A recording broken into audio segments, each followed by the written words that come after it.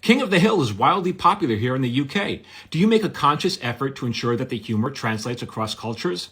So I was a writer on King of the Hill for many years. That's an original cell over there. Although I don't know why they call it a cell when I'm not going to sell it. Holding for applause and continue. Actually, it's quite the opposite. We didn't make a conscious effort to make sure the humor translate. We tried to make the show as specific as possible and as authentic as possible. So the writers, we took road trips to Texas to absorb the culture. Many of the writers grew up in Texas. It was about making it specific. And so even though you in the UK don't know much about Texas barbecue culture, the show gave you a window into that. And that's what was interesting for you about it. And to be honest, the show wasn't about propane. The show was about relationships.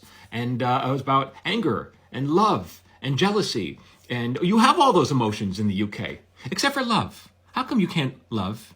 Anyway, so all those things make it relatable. I think there's a misconception in Hollywood.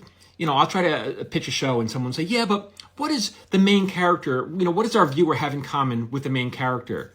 You know, they don't have to have anything in common. I wish they wouldn't say that. It's like, what is, like, my daughter, she's a teenager. When she was a teenager, her favorite show was I Love Lucy.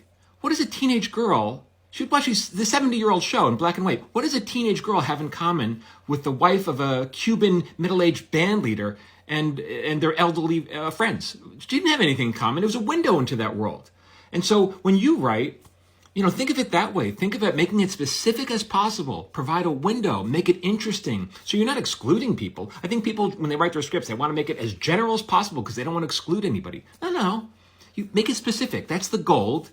And have people, you're offering them a window.